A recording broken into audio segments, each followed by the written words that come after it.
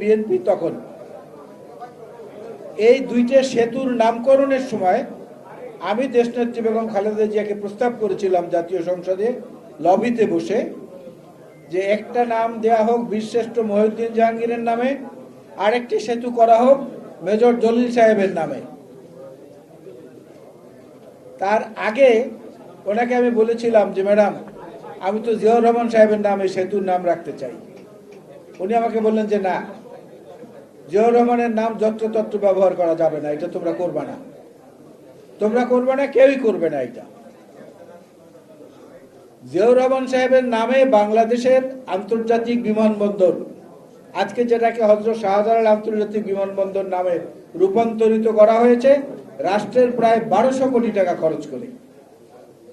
এই নামটি এসেছিল শহীদ জিয়াউর রহমান বীরুত্তমের শাহাদাত বরণের পরে জাতীয় সংসদে যে আলোচনা হয়েছিল, সে আলোচনায় সরকারি দল বিরোধী দল মিলে সর্বসম্মত সিদ্ধান্তের মাধ্যমে যে ঢাকা এয়ারপোর্টের নাম করা হবে জিয়াউর রহমান আন্তর্জাতিক বিমানবন্দর।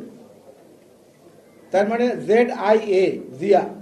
আপনারা ওই সময়টা মনে করে দেখেন, দেশ থেকে যাওয়ার সময়, ডিপার্চারের সময় এবং দেশে আবার ফেরার সময়, অ্যারাইভালের সময় পাসপোর্টের উপরে যে সিলটা দেয়া হতো তাতে লেখা থাকতো জিয়া, ZIA, অর্থাৎ জেড এ জিয়া, আইতে ইন্টারন্যাশনাল, এতে এয়ারপোর্ট। সেই নামটাকে সরিয়ে দিয়ে প্রথম জিজ্ঞাসা পূরণের চেষ্টা করলেন ফ্যাসিবাদী তৎকালীন যিনি ছিলেন সেই নেত্রী। এরপরে হযরত শাহজালাল আন্তর্জাতিক বিমানবন্দর যে নামটা দেয়া হলো, এই নামটার পেছনে একটা উদ্দেশ্য ছিল, খারাপ উদ্দেশ্য ছিল। ZIA, জিয়া মানে যেতে আসতে ঘোষণা, এবং সিলের উপরে নামটা, অর্থাৎ জিয়াউর রহমানের নামটা স্বয়ংক্রিয়ভাবে বাংলাদেশের মানুষের পাসপোর্টে চলে আসতো অন্য কোথাও যাতায়াত করতে গেলে পরে।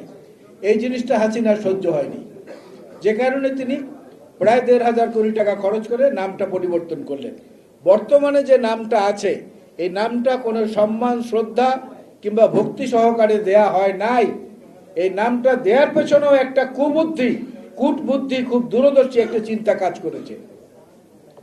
হযরত শাহজালাল আন্তর্জাতিক বিমানবন্দর, ইংরেজিতে একটু নেন, HASINA।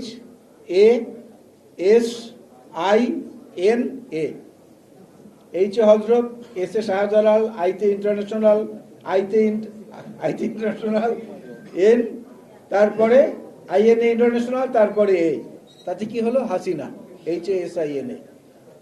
এইটা ছিল, অর্থাৎ সব কিছুর মধ্যে নোংরামি, ভ্রষ্টতা এবং কপটতা জাতিকে উপহার দেওয়া ছাড়া আওয়ামী লীগের রাজনীতিতে আর কোনো কিছু খুঁজে পাবেন না।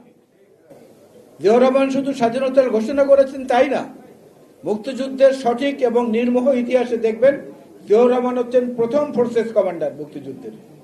অন্য যারা তারা পরে এসেছেন, 2.5 মাস পরে অন্য ফোর্সগুলো গঠিত হয়েছে। জিয়াউর রহমান প্রথম সেক্টর কমান্ডার, এর প্রায় 2 মাস পরে অন্য সেক্টরগুলো গঠিত হয়েছে। অর্থাৎ সব দিক থেকেই তিনি এগিয়েছিলেন, সর্বদিক থেকে।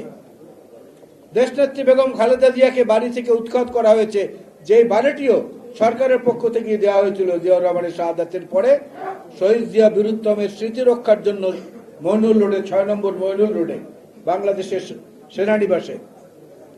সেখান থেকে তাকে উচ্ছেদ করার পরে তিনি যে আবেদন জাতির কাছে রেখেছিলেন, সে আবেদনে জাতি সাড়া দিয়েছে।